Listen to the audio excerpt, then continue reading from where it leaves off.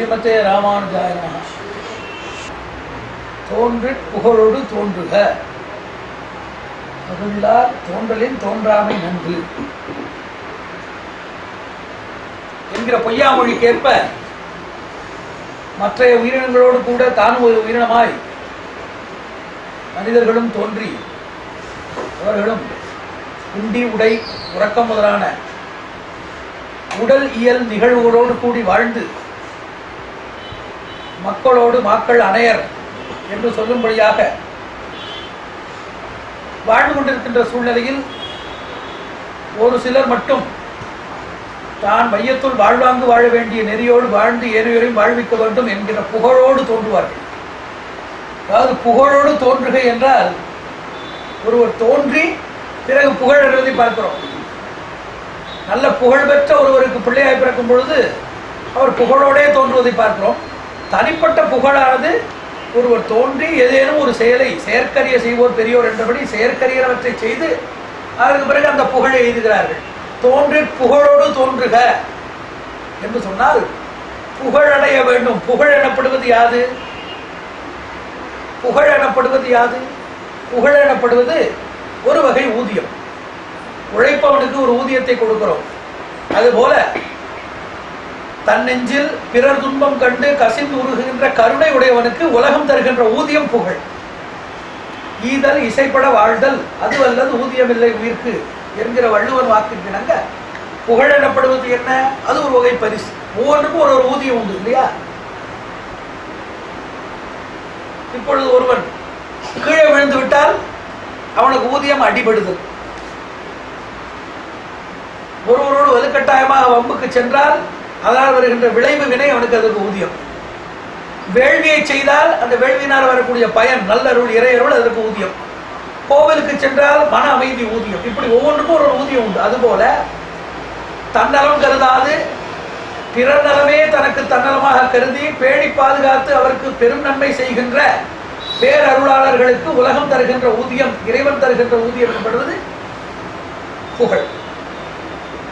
அதுபோல இசைப்பட வாழ்கின்ற அந்த புகழோடு தோன்றுகை என்றால் அந்த புகழுக்குரிய தன்மையோடு தோன்றுகை. அதாவது ஒரு பெரும் ஆலமரத்தினுடைய விழுதும் அதனுடைய பழங்களும் பின்னே வெளிப்பட்டாலும் கூட எப்படி ஒரு ஆலமரத்தினுடைய வித்திலேயே அந்த ஆலமரத்தினுடைய விழுதும் அதனுடைய பழமும் இருக்குமோ, அதுபோல வாழையினுடைய கன்றிலேயே அதனுடைய முதிர்கனியினுடைய சுவையானது உள்ளடங்கி இருக்குமோ, அதுபோல ஒவ்வொன்றுடைய வித்திலேயே அதற்குரிய அடிப்படை இருக்கு. ஆனால் அந்த வித்தினுடைய விளைவானது இரண்டு காரணங்களால் நிகழ்வது. ஒன்று மார்க்கதர்சகம் என்பார்கள், வழிகாட்டுதல். அந்த வித்திலே இருக்கின்ற அறிவோ அல்லது பெரும் புகழோ அல்லது திறனோ அதற்கு தகுந்தவர்களாலே வெளிப்படுவது. அதுக்கு சேர வேண்டிய ஆளுகளுக்கு சகவாசிகள் என்று பெயர். யார் உடனிருந்து அவர்களை தூண்டிவிட்டு இந்த காரியங்களை எல்லாம் செயல்படுத்துவார்களோ அவர்களுக்கு சகவாசிகள் என்று பெயர். ஸ்டிமுலண்ட் என்பார்களே, அதுபோல அவர்களை தூண்டி விடுபவர்கள். இப்படி ஒருவருக்குள்ளே ஒரு திறமை இருந்தாலும் அந்த திறமைக்காக பிறந்திருந்தாலும் அவர்கள் அந்த திறமைக்குரிய புகழோ அல்லது திறமைக்குரிய சமுதாய பலனோ, சமுதாயத்திற்கு இவரால் பலனோ அல்லது இவர்களுக்கு சமுதாயத்தால் பலனோ விளைவிக்காமல் ஏற்படுவது.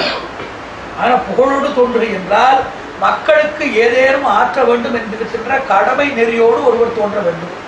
அதாவது அது பிறப்பிலேயே இருக்க வேண்டும். இது எச்சம் என்கிற பதத்திலே சொல்லுகிறார் வள்ளுவர். தக்கார் தகவலர் என்பது அவரவர் எச்சத்தால் காணப்படும் என்று சொல்லும் பொழுது ஒருவருடைய தகுதியின்மை என்பது எச்சம் என்பது எச்சல் இல்லை.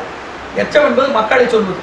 ஒருத்தருடைய மக்களை பார்க்கும் பொழுது அவர்கள் எத்தனை தகம் செய்திருக்கிறார்கள், ஆன்ம நிலைக்கு எவ்வளவு தகுதி உடையவர்கள் என்பது பிள்ளைகளை பார்த்தாலே தெரியும் என்று சொல்வது போல தோன்றி புகழோடு தோன்றி என்பது தந்தை தாய் செய்த தவப்பயனாய் மக்களுக்கு நன்மை ஆற்ற வேண்டி தந்தை கொடியவனாயினும் தாய் தகுதியற்றவளாயினும் தவப்பயனால் முன்வினை பயனால் நல்வினை பயனாலே நல்ல மக்களையும் எடுக்கும்.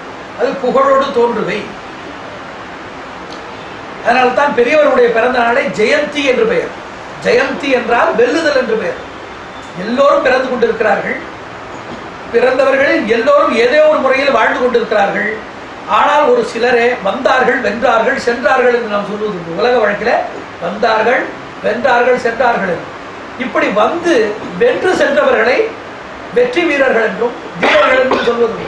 அதாவது கண்ணுக்கு தெரிகின்ற பகைவர்கள் எல்லாம் கடுமையான ஆயுதங்களை கொண்டு மறைந்திருந்து தாக்குபவனையே வீரன் என்று சொன்னால், புறமுது விட்டு ஓடுபவனையும் பொருந்தாத வலிமை உடையவனையும் ஒரு குழுவாக சென்று கடுமையான ஆயுதங்களை கொண்டு தாக்குவதே வீரம் என்று சொன்னால், நேரடியாக எதிர்த்து நின்று மடமை, மடி, மறதி, இன்ப துன்பங்களாக இருமை, பிறப்பிறப்பு, இது போன்று இருக்கின்ற கடுமையானவற்றை நேரடியாக தன்னுடைய மதி நலத்தினாலே வென்றிருக்கின்ற பெரியவர்களை, அவர்களைத்தான் உண்மையாக வீரர்கள் என்று சொல்ல வேண்டும். உண்மையான வீரர்கள் என்பவர்கள் இருவினை எதிர்ப்பவர்கள், வல்வினை ஒழிப்பவர்கள், உலகத்தில் வாடுகின்ற மக்களுடைய வாட்டம் போக்கி நல்வினையில் நாட்டம் உண்டாக்கி அதனாலே அவர்களுக்கு நற்பயனை வழிகாட்டி நன்னெறி நடத்தி சென்றிருக்கின்ற நல்லெண்ணம் மிக்க பெரியோர், நயந்து உரைக்கின்ற நற்பண்பாளர்கள், அவர்களைத்தான் புகழோடு தோன்றுபவர்கள் என்று நாம் குறைப்பது வழக்கம். அப்படிப்பட்ட புகழோடு பிறந்தவர்களுடைய பிறந்த நாளை நாம் பிறந்த நாள் என்று சொல்வதில்லை. வடமொழியில் அவர் தோன்றினார், அவதரித்தார், பிறந்தார் என்று பலவிதமாக நாம் தமிழிலே சொல்லிக் கொண்டாலும், ஜெயந்தி அவர்கள் வென்ற நாள், அதாவது அவர்கள் வெல்கைக்காக வருகை புரிந்த நாள். வராக ஜெயந்தி, கிருஷ்ண ஜெயந்தி, வாமன ஜெயந்தி என்று இவற்றை ஜெயந்தி என்று சொல்வது. திருநக்ஷத்திரம் என்று ஸ்ரீ வைஷ்ணவ மரபிலே சொல்லுவது. அதுபோல ஜெயந்தி என்றால் வெல்லுகை, வெற்றி வீரர்களாக அவர்கள் பிறந்து சென்றது. அதுபோல ஒவ்வொன்றுடைய பிறப்பும், அதாவது மக்களிடையே, பெருவாரியான மக்களிடையே பெருவாரியான மாற்றத்தை உண்டாக்கி ஒரு பேரின்பமும் பெருநலமும் பயக்கின்ற அந்த நன்னாளையே நாம் ஜெயந்தி என்று சொல்வோம். அதுபோல இன்று ஒரு பிறந்த நாள். எதற்கு பிறந்த நாள்? கலைஞர்களுடைய பிறந்த நாளை நாம் கொண்டாடுகிறோம், அறிஞர்களுடைய பிறந்த நாளை கொண்டாடுகிறோம். ஆனால் ஸ்ரீ ஹயக்ரீவ ஜெயந்தி என்பது அறிவினுடைய பிறந்த நாள். அறிஞர்களுடைய பிறந்த நாளை நாம் கொண்டாடுகிறோம், இது அறிவின் பிறந்த நாள். கலைஞருடைய பிறந்த நாளை கொண்டாடுகிறோம், இது கலையின் பிறந்த நாள். மொழிகளின் பிறந்த நாளை கொண்டாடுகிறோம், இது மூச்சின் பிறந்த நாள். ஆக எம்பெருமான் பரிமுக பிரானாய் வந்து தன்னுடைய உந்தி தாமரைகளை பூத்திருக்கின்ற உலகங்களை எல்லாம் தோற்றுவித்த நான்முகனுக்கு ஓம் எனும் ஒரு மொழி அறிவித்து, அந்த ஓரொழியினுடைய பிரிவினாலே அருமறைகள் மூன்றையும் பிரித்து அந்த வேதங்களில் கூடப்பட்டிருக்கின்ற உப்பொருள்களை எல்லாம் அறிந்து உய்ந்து உயிரினங்களுடைய உடலமைப்பு, மெய் நிலைப்பாடு, செயல்பாடு, தோற்றம், வளர்ச்சி, தேய்வு, மறைவு, இது போன்ற எண்ணற்ற 84 இலக்கம் உயிரினங்களுடைய வகுப்புகளை எல்லாம் பிரித்துரைத்து ஊர்வன, தேர்வன, ஆய்வன, நீந்துவன, மிதப்பன, இருப்பன, பரப்பன, இது போன்று இருக்கின்ற உயிரினங்களுடைய வகுப்புகளை எல்லாம் உரைத்து அவற்றுடைய மெய் அமைப்புகளையும், மெய்யில் இருக்கின்ற உறுப்புகளின் அமைப்புகளையும், அறிவின் திறத்தையும் செயல்பாடையும், தூக்கம், அவற்றுடைய உண்டி அமைப்பு, உறக்கம், இறப்பெருக்கம், அவர்களுடைய வாழ்நிலை, அதற்கேற்ப சூழ்நிலை, இவைகள் எல்லாம் படைக்கின்ற படைப்பு கலை, படைப்பியல் எனப்படுகின்ற சிருஷ்டி வேதத்தை எம்பெருமான் பிரமனுக்கு இன்றே உபதேசித்து உலகில் இருக்கின்ற மக்கள் வாழ்வதற்கு 3 வகையான கலைகளையும் சொன்னார். அதில் முதற் கலை என்பது எம்பெருமானை பற்றி சொல்லும் பொழுது, கலைகளை நீர்மையினால் அருள் செய்தான் என்று ஆச்சாரிய ஹிருதயத்துடைய முதல் சூத்திரம். காரொளிகளான சர்வேஸ்வரன் அருவிலாமணீஷர் உணர்விடும் சுடர்விளக்கேற்றி பிறங்கிருள் நீங்கி மேலிருந்த நந்தாவேத விளக்கை கண்டு நல்லதும் தீயதும் விவேகிக்கைக்கு மறையாய் விரிந்த துளக்கமல் விளக்கினில் கொளுத்தின பிரதீபமான கலைகளை நீர்மையினால் அருள் செய்தான் என்று முதல் சூத்திரம். கலைகளை நீர்மையினால் அருள் செய்தான் என்றால், அருள் செய்தான், நீர்மையினால் அருள் செய்தார், கலைகளை நீர்மையினால் அருள் செய்தார். ஆக 3 வகையான அருளை செய்திருக்கிறார். செய்தல், அருள் செய்தல், நீர்மையினால் அருள் செய்தல். எம்பெருமான் செய்த கலைகள் யாவை? அருள் செய்த கலைகள் யாவை? நீர்மையினால் செய்த கலைகள் யாவை என்று 3 விதமான கலைகள் உண்டு. முதற் கலை எம்பெருமான் செய்த கலைகள் வாழ்வியல் கலைகள்.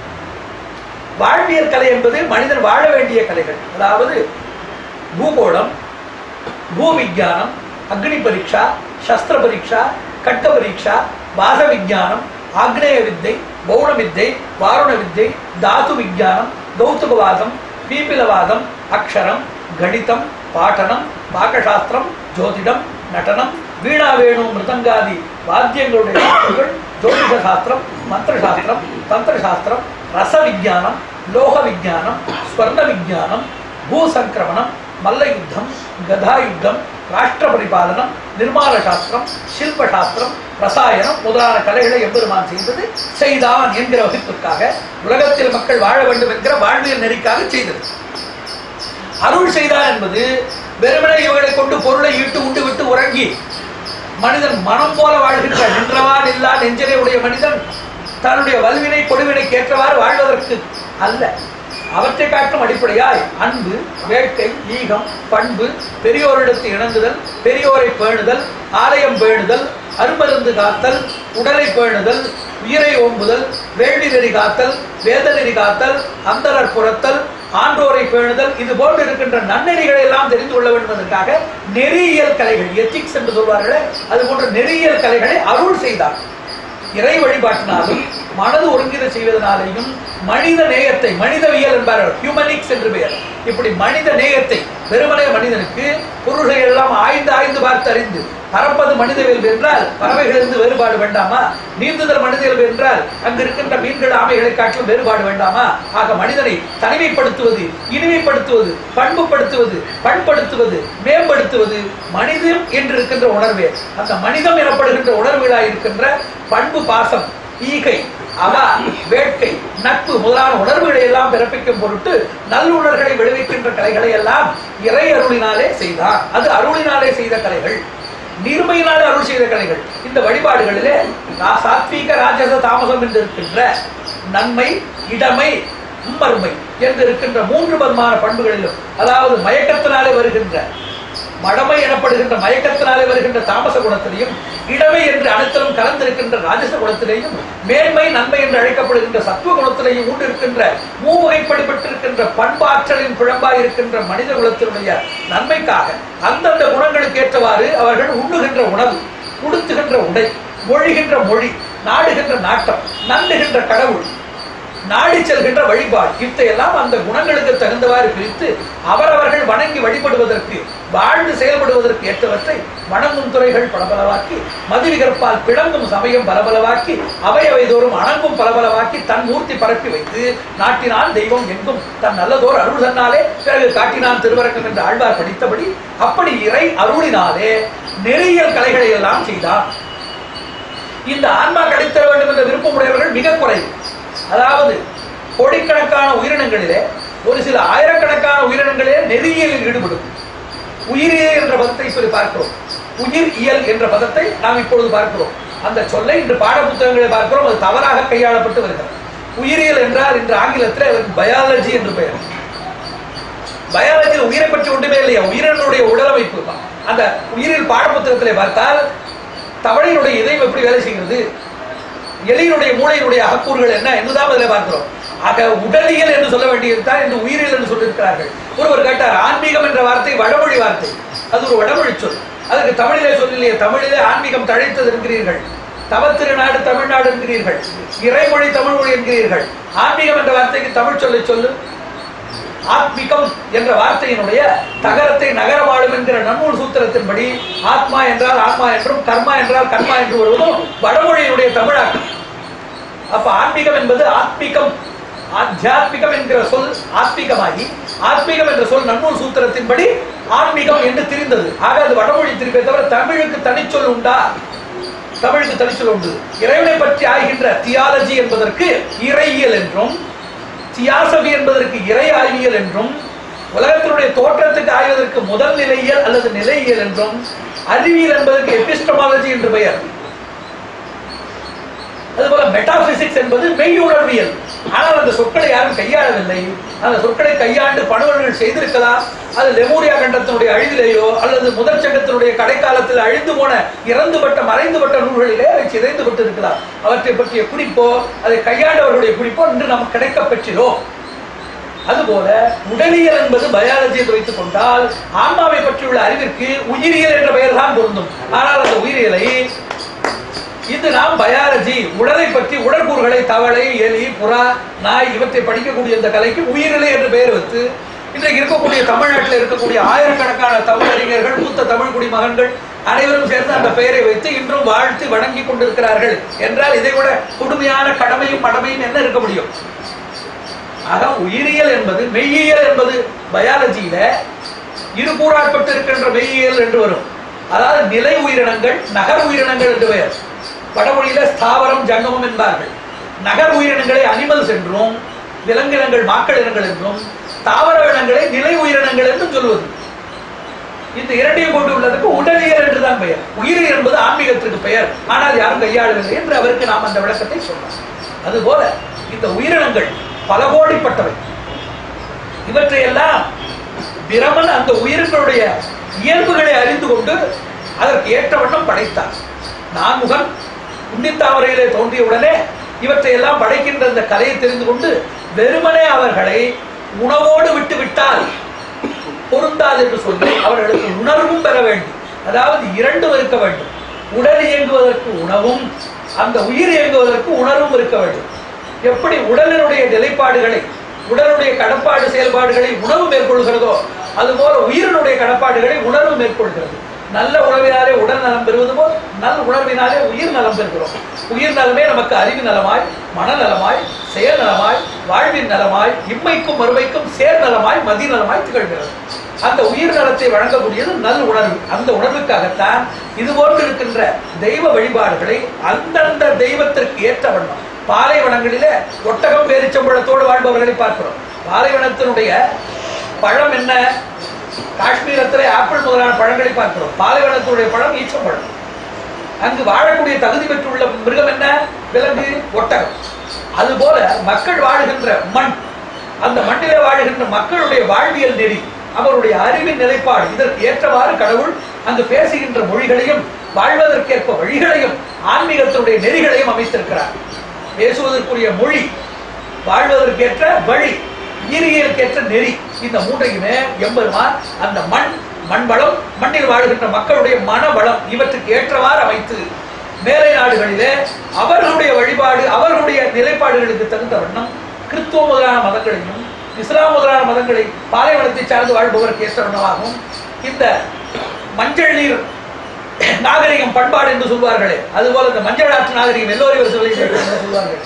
அப்படி சீனர்களுடைய வாழ்வியல் நெறிக்கேற்றவாறு அவர்களுக்கு தகுந்த ஒரு வழிபாட்டு முறைகளையும், யவனர்கள் என்று அழைக்கப்படுகின்ற கிரேக்க எகிப்தியர்களுக்கு அவர்களுடைய நிலைப்பாட்டுக்கு தகுந்த மாதிரி ஒரு வழிபாட்டையும் வாழ்வியல் நெறியும் எம்பெருமான் தன்னுடைய திருவுள்ளத்தினாலே அமைத்திருக்கிறார். அதுவும் மதங்களும் அவருடைய வழிபாட்டு முறைகளும் அவருடைய மனநலம், அவருடைய அறிவின் அமைப்பு, அவருடைய அறிவின் நிலை எந்த அளவுக்கு அவர்களுக்கு முதிர்ச்சி இருக்கிறதோ அந்த வகைக்கு தகுந்தவாறு இரண்டு இருக்கிறது. அவர்களுக்கு தகுந்தவாறு தான் செல்லுதல், தனக்கு தகுந்தவாறு அவர்களை உயர்த்துதல் என்று இருக்கிறது. எம்பெருமானுக்கு இந்த இரண்டு பண்புகளும் உண்டு. ஒன்றுக்கு உத்தரணம் என்று பெயர், மற்றொன்றுக்கு அவதரணம் என்று பெயர்.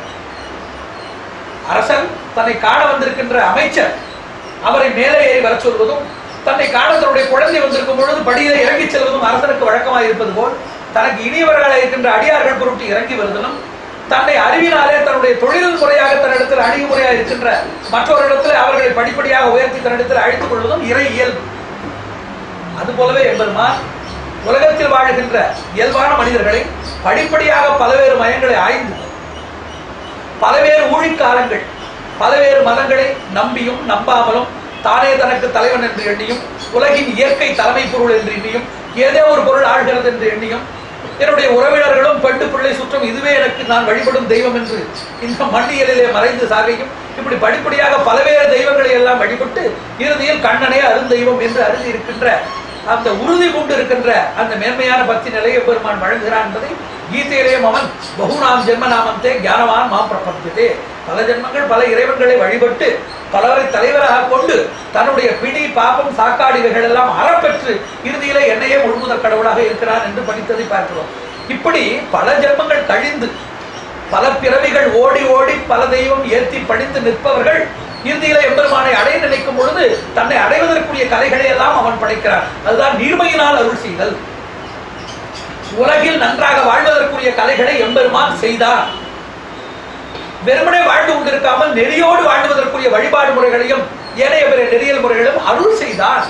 தன்னையே அறிந்து அடைய விரும்புவர்களுக்கு தன்னை பற்றியுள்ள அறிவையும் கலைகளையும் அதில் ஈடுபடுகின்ற அந்த ஈடுபாட்டையும் நீர்மையினால் அருள் செய்தான் என்று இந்த மூன்றையும் அந்த சூத்திரக்காரர் சொல்கிறார். செய்தார், அருள் செய்தார், நீர்மையினால் அருள் செய்தார். ஆக அறிவியல் வாழ்வியலை செய்தான், நெறியியலை இறையியலை அருள் செய்தார், உயிரியலை வீடு இயலை நீர்மையினால் அருள் செய்தார், முக்தி பேரை நீர்மையினாலே அருள் செய்தார். செய்தார், அருள் செய்தார், நீர்மையினாலே அருள் செய்தார். இப்படி மூவகைப்பட்டுள்ள கலைகளையும் எம்பெருமான் பிறப்பித்தன் தினம் இன்று. அதாவது ஒவ்வொன்றுடைய பெருமையும் எல்லோராலும் அதை புரிந்து கொண்டு அதை செயல்படுத்தி அதை கொண்டாட முடியாது. ஏப்ரல் 1 என்றால் முட்டாள்களுடைய தினம் என்று நமக்கு எல்லாருக்கும் தெரியும், உலகம் முழுவதும் தெரியும். அறிவாளிகளுடைய தினம் என்ன என்று யாரையாவது கேட்டால் அதுக்கு ஏதாவது ஒரு தேதியோ மாதமோ சொல்ல தெரியுமா? டே ஆஃப் த வைஸ், அறிவாளிகளுடைய தினம் என்று, அல்லது ஞானிகளுடைய தினம் என்று இருக்கிறது, தியாகிகளுடைய தினம் என்று இருக்கிறது தெரியாது. முட்டாளுடைய தினம் என்றால் ஏப்ரல் 1 தேதி இருக்கிறது. அதுபோல மக்களுக்கு எதை கொண்டாட வேண்டும், எதற்காக கொண்டாட வேண்டும்? கொண்டாடுவது வெறும் உவகை கழிப்பு மகிழ்ச்சி ஆட்டத்திற்கா, அல்லது அந்தமில் பேரின்பத்தை இருந்து இன்புற்று எஞ்ஞாண்டம் வீட்டிட்டு தானும் வாழ்ந்து ஏழையும் வாழ்வித்து வாழ வகையில் பெய்திடாய் நாங்களும் மார்கழி நீராட மகிழ்ந்து என்று உலகம் மகிழ்ந்து அந்த மகிழ்ச்சியில நாம் தெளித்து மகிழ்ந்தபடியாக ஒரு கொண்டாடக்கூடிய அந்த கொண்டாட்டம் இருக்கிறது என்பதை உணர்ந்து கொள்வதற்காகவா? வெறுமனை பொழுதை போக்கி ஊமனார் கண்ட கனவிலும் பழுதாய் ஒழிந்தன கழிந்தவன் நாட்கள் என்று பகலையும் பொழுதையும் போக்கி விட்டு கூத்தாடி கொண்டாடி மகிழ்வதற்கா என்கின்ற ஒரு கேள்வியும் கேட்க வேண்டும். எதை கொண்டாட வேண்டும், எப்படி கொண்டாட வேண்டும், எதற்கு கொண்டாட வேண்டும் என்கிற கேள்வியை கேட்க வேண்டும். எதை கொண்டாட வேண்டும்? எவற்றை பெரியோர்கள் நமக்காக செய்தார்களோ, எவர்கள் நாம் செய்ய வேண்டியவற்றை, நாம் செய்ய தவறியதை, நாம் சரியாக செய்யாததை, நம் போன்ற பலருக்காக எந்த தன்னலமும் இல்லாதபடி நமக்காக அவர்கள் பிறந்து இறங்கி வந்து செய்தார்களோ அவர்களுடைய பிறந்த நாளே நம் பிறந்த நாள். நம் பிறந்த நாள் எனக்கு பொருந்தார். பெரிய படகை ஓட்டி செல்லும் பொழுது சிறு குழந்தைகள் அந்த படகை துடுப்பு போட்டு அந்த படகோட்டி செலுத்துவதை பார்த்து அந்த குழந்தைகளும் கையிலே அந்த படகின் துடுப்பை போல சில செயல்பாடுகளை செய்வார்கள். அந்த தண்ணீரை தன்னுடைய கையினாலே அழைந்து தள்ளுவதை பார்க்கிறோம். சிறு குழந்தைகள் ஒரு பெரும் படகில படகோட்டி துடுப்பிடுவதை பார்த்து விட்டு அவர்களும் கையினாலே நீரை அழைந்து தள்ளுவதை பார்க்கிறோம். இவர்கள் அழைந்து தள்ளி அந்த படகு செல்கிறது, குழந்தை பின்பற்றி செல்வது. அதுபோல பெரியோர்களே பிறந்த நாள் கொண்டாட பிறந்தவர்கள்.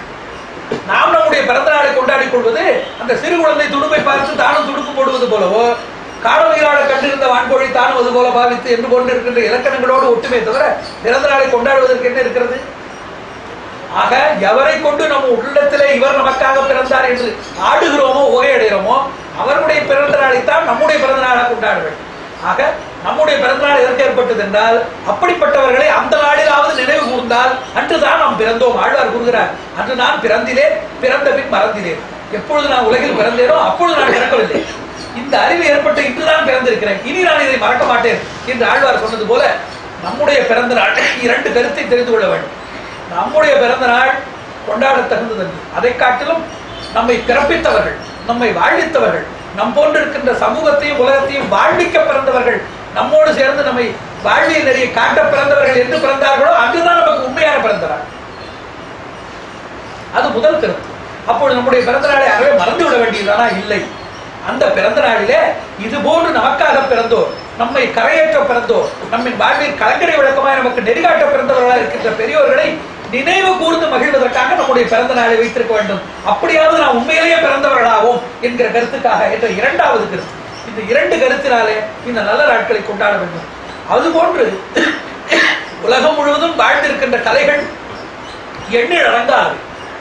எத்தனை கலைகள் வந்திருக்கின்றன, எத்தனை ஆய்வியல் நிறுவனங்கள் இருக்கின்றன, எத்தனையோ பெரிய பெரிய அறிஞர்கள் விஞ்ஞானிகள் எல்லாம் இருக்கிறார்கள். ஆனால் இன்று கலைகளுக்கும் அறிவியலுக்கும் கலை தத்துவங்களுக்கும் இன்னுதான் பிறந்த நாள் என்பது இந்த புவியில வாழ்கின்ற எத்தனை ஆயிரக்கணக்கான மக்களுக்கு தெரியும்.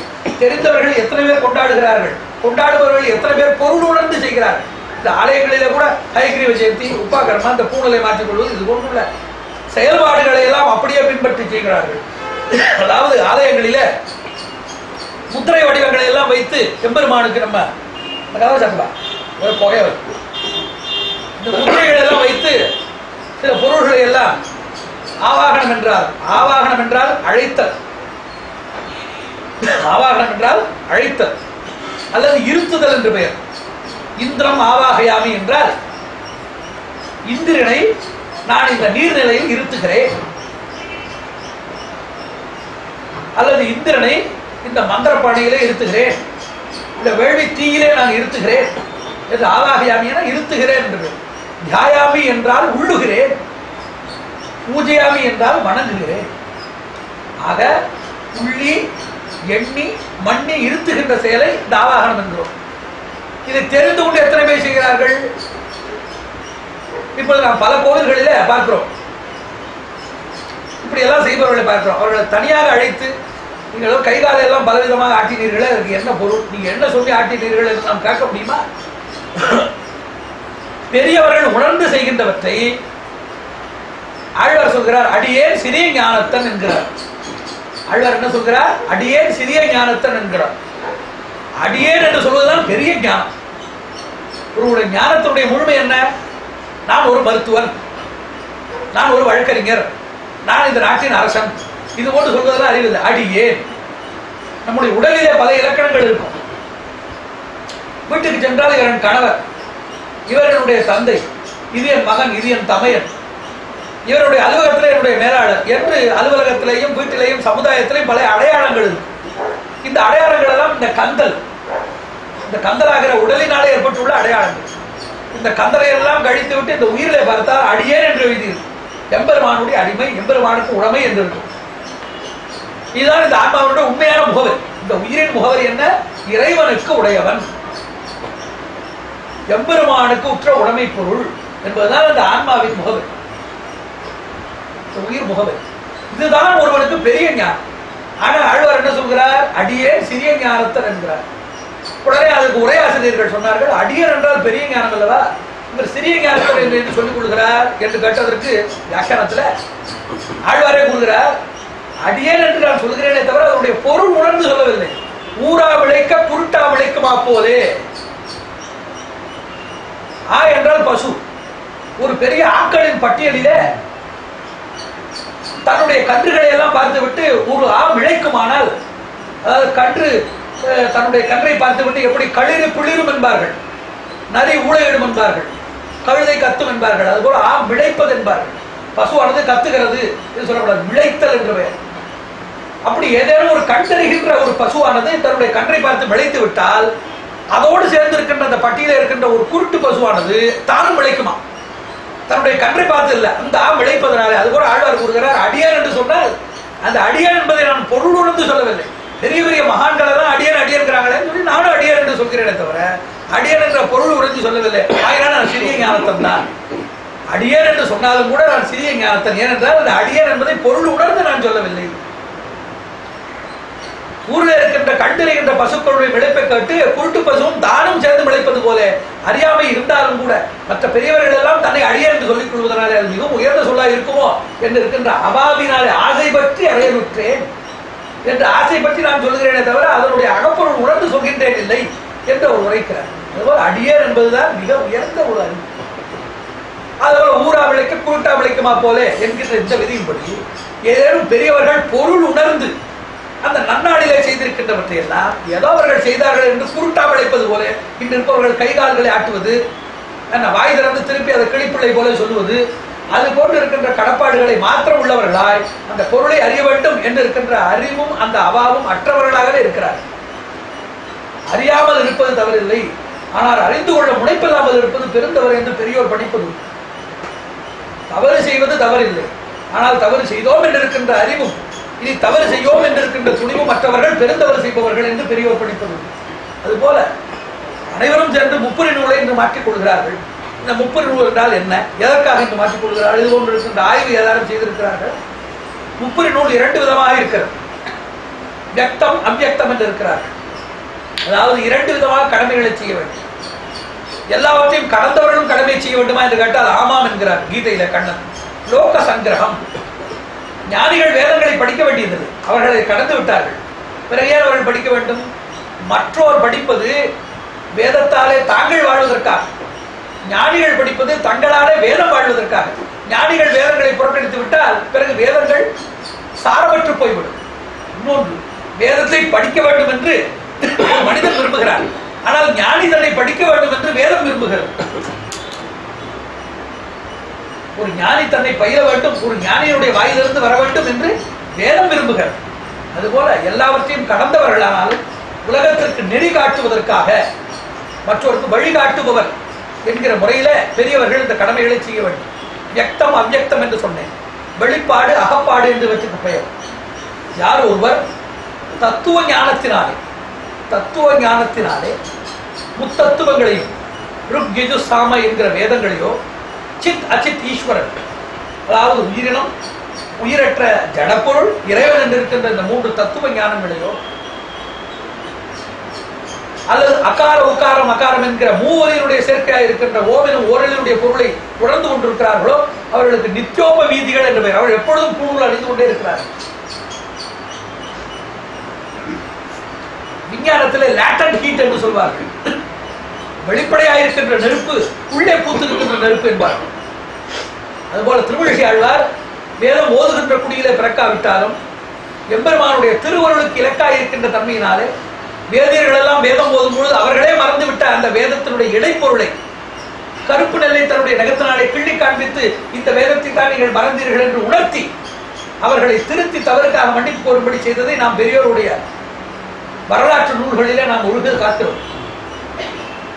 அதுபோல இப்படி இருப்பவர்கள் அகப்பாட்டினாலே வெளிப்பாட்டினாலே முப்பரி நூல் சாத்தி வேதங்களை எல்லாம் அறிவியாது இருந்த பொழுதிலையும் அகப்பாட்டினாலே வேதம் ஓதுகின்ற பெரியோர்கள் வேண்டி வழிபடுகின்ற வேதியர் முழு நெறி தலைவன், வேதியர் வணங்கும் இறை, வேதியர் அமுதம், வேதியர் விழுங்கும் கடி, வேதத்தின் உட்பொருள், வேதத்தின் சுவை விழுமிய பயனாயிருக்கின்ற எம்பெருமானை தன்னுடைய கையகப்படுத்தி இருக்கின்ற காரணத்தினாலே ஓதாது உணர்ந்த பெரியோர் என்று முன்னோர் படிப்பதுண்டு. ஓதாது உணர்ந்தவர்கள், பயிலாது பயின்றவர்கள், காணாது கண்டவர்கள், இப்படி வாழ்ந்தும் ஏனோர வாழ்வித்தும் உலகில் இவர்களே பிறந்தவர்களாய் கருதப்படுபவர்கள். இப்படி அகப்பாட்டினாலே திரிபவர்கள் பலர் உண்டு. வெளிப்பாட்டினாலே பிறந்த குடியினுடைய மரபிற்காக முப்பரி நூலை வருடத்திலே ஒரு முறை அணிந்து கொண்டு மாதத்திலே ஒரு முறை அதற்கு காயத்ரி ஜபம் முதலானவற்றை பண்ணிக்கொண்டு அன்றாடம் சந்தியிலே வந்தரவின் அகங்கொவள் தேயும் வளர் பிறையும் என்று அந்தளில் அவிசுரிந்து அகுதே பொழுதாய் கொள்ளும் நெறியாளர்கள் அவர்களும் இருக்கிறார்கள். இது போன்றுள்ளவர்கள் வெளிப்பாட்டினாலே இருப்பவர்கள். அதுபோல முப்பரி நூல் என்பது ஆ ஊ மா என்கிற தத்துவத்தையும் சித் அசித் ஈஸ்வரன் என்கிற தத்துவத்தையும் பூ பூவ சுவ என்றிருக்கின்ற மூன்று உலகங்களுடைய தளத்தையும் ரிக் ஸ்தாம என்றிருக்கின்ற மூன்று தலைமறைகளையும் குறிப்பிடுபவையால் இவற்றை சேர்க்கின்ற சந்திக்கு பிரம்ம கிரந்தி என்று பெயர். இது அனைத்தும் பரம்பொருளிடத்திலே ஒடுங்குகிறது என்கிற உணர்வை இது காட்டுகிறது. நாம் வெள்ளை நிறம் தூய்மையும், பசுமை நிறமானது வளத்தையும், காவி நிறமானது தியாகத்தை காட்டும், அசோக சக்கரம் தர்மத்தை காட்டும் என்றெல்லாம் சொல்லி தேசிய கொடியினுடைய நிறங்களிலேயும் அமைப்புகளையும் நம்முடைய உணர்வுகளையும் உணர்வின் மேன்மையும் ஏற்றி அதை நாம் பெற்று திகழ வேண்டும். அதை பார்க்கும் பொழுதே நமக்கு அந்த உணர்வு மேலோங்கி இருக்கிறதோ அதுபோல இந்த முப்பரி நூலிலேயும் ஒவ்வொரு குழுவும் ஒவ்வொரு தத்துவத்தையும் ஒவ்வொரு தன்மையும் அறியவல்லது. இதையெல்லாம் அறிந்து உணர்ந்து கொண்டவர்களாய் அன்றாடம் அந்த தத்துவத்துக்கு ஏற்ற வாழ்வியல் நெறியை வாழ்ந்து காட்டுபவர்கள் அல்லது தானும் தனக்காக வாழ்ந்து மற்றோருக்கும் அந்த இதை பயிலுவிப்பவர்கள் அவர்களே உலகில் புகழோடு தோன்றுபவர்கள், உலகிற்காக தோன்றுபவர்கள், அவர்களே தோன்றுபவர்கள். மற்றோர் பிறந்திரும் மாக்கள் அடையர் என்பது பெரியோருடைய கருத்தாகினாலே இன்று கலைகளின் பிறந்தனார், கலைகளுக்கெல்லாம் நாயகனாயிருக்கின்ற வெள்ளை பரிமுகனார் நான் உங்களுக்கு எல்லா விதமான கலைகளையும் உணர்வித்து உலகில் உயிரினங்களை படைத்து அவர்களுக்கு இந்த கலைகளை எல்லாம் தந்தை தாய் பிள்ளை வழியாகவும் ஆசான் சீடன் என்கிற வழியாக சிஷ்ய பரம்பரை வம்ச பரம்பரை அதாவது குலத்தோன்றல்களாகவும் மேற்தோன்றல்களாக இருக்கின்ற சீடர் மற்றும் மக்கள் பிள்ளைகள் இவர்களின் மூலமாக காலம் காலமாக இதை பரவி வருமாறு எம்பெருமான் பேரருள் செய்து விளைவித்திருக்கின்ற நன்னாள் இந்த ஆவணி மாதத்திலே வருகின்ற மதி நிறைந்த நன்னாள் என்றிருக்கின்ற முழு மதியாய் இருக்கின்ற பொன்னாள். இதுவே வேதம் ஓதுபோரும் வேள்வியை செய்பவரும் அறுதொழிலாக இருக்கின்ற அதாவது தொல்காப்பியர் சொன்ன போல அறுதொழிலாளர் ஓதல் வேட்டல் அவைபிறர் செய்தல் ஈதல் ஏற்றல் என ஆறு புரிந்தொழுகும் அறம்புரி அந்தனர் என்று தொல்காப்பியர் படித்தபடி அந்த அருநெறியாளர்களாய் இருக்கின்ற பெரியோர்கள் மறுபடியும் தங்களை புத்துணர்வு பெற்றுக் கொண்டு ஒரு வருடத்திலே சூரியன் முழுமையாக சுற்றி தன்னுடைய நிலையிடம் இருப்பிடம் வருகிறார். ஆக இது மீண்டு வருதல் என்று பெயர். ஆக அறிவை சூரிய மண்டலத்தின் புக்கு இருந்து உணர்விடம் சுடர் விளக்கு ஏற்றி என்று சொன்னேனே அதுபோல் நம்முடைய உணர்வாகிற சுடர் விளக்கை தன்னுடைய பரிதியினுடைய கிரணங்களாலே ஏற்றுவித்துக் கொண்டிருக்கின்ற எம்பெருமான் ஒவ்வொரு வட்டமாக 12 ராசி வட்டங்களிலும் சுழன்று கொண்டு மறுபடியும் ஆவணியிலே தான் புறப்பட்டு இருக்கின்ற இந்த சிராவண விசிஷ்டமாக இருக்கின்ற காலம் என்பார்கள் வடமொழியில. அதுபோல இந்த ஆவணி நன்னாளில் மறுபடியும் நிலை கொண்டிருக்கின்ற அந்த நன்னாள்.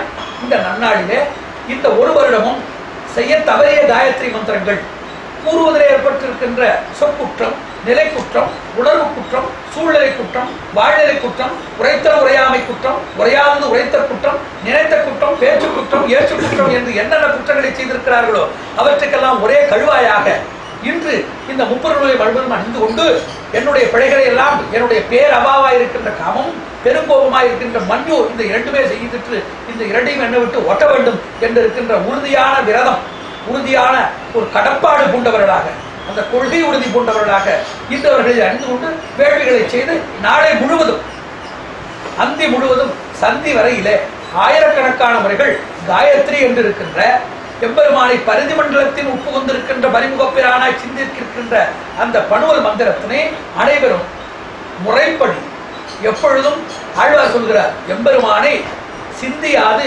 ஓதி உருவனும் அந்தியாது என்ன பயன் என்று கேட்கிறார். எம்பெருமானை சிந்தியாதபடி ஒரு பிணத்தின் அலங்காரம் போல, ஒரு பிணத்திற்கு நிறைய அலங்கார வாசனை பொருள்களை சுட்டினால் அது எப்படி ஒரு பரிகாசத்துக்குரியதாகவோ அல்லது பெருமைக்குரியது அல்லாதாகவோ இருக்குமோ அதுபோல எம்பெருமானை புந்தியாலே எண்ணி சிந்தியாது ஓதி உருவனும் அந்தியாது என்ன பயன் என்கிறார். அதுபோல எம்பெருமானை சிந்தித்து புந்தியில் வைத்து தன்னுடைய பிழைகளை எல்லாம் பொறுக்கும்படியும் மறுபடியும் பிழை செய்யாதிருக்கின்ற உறுதியை கொடுக்கும்படியும் இனிமேல் பல நற்காரியங்கள் பெரியோர் செய்தனவற்றை செய்ய வேண்டும், அவர்கள் செய்யாத நல்லவற்றை செய்த வேண்டும், அவர்கள் செய்திருக்கின்ற தவறுகளை செய்யலாகாது, அவர்கள் தொடங்கிவிட்டதை தொடர வேண்டும், அவர்கள் குறைவாக செய்ததை நிறைவாக செய்த வேண்டும் என்கிற ஒரு உறுதி பூண்டு இன்றிலிருந்து ஒரு புது நன்னாளை, ஒரு புத்தொழியும் புத்துணர்வும் கூட இருக்கின்ற ஒரு புது வாழ்வினை தொடங்க வேண்டும் என்ற உறுதியை பூண்டு கொண்டு அனைவரும் ஒரு புது விரதத்தை, ஒரு புது வகையான தவத்தை மேற்கொள்ளுகின்ற நாள். அந்த நாளினுடைய நன்மையும் மேன்மையும் பிறப்பினையும் பீட்டினையும் நன்றாக உணர்ந்து கொண்டு இன்றிலிருந்து அதை நாம் செயலிலே செயல்படுத்தி எம்பெருமானுடைய திருமுக மலர்ச்சியும் எம்பெருமானுடைய திருவுள்ள குளிர்ச்சியும் பெற்று நாமும் வாழ்ந்து அனைவரும் நெறிகாட்டி வாழ்விப்போமாக. நாராயண நாராயண.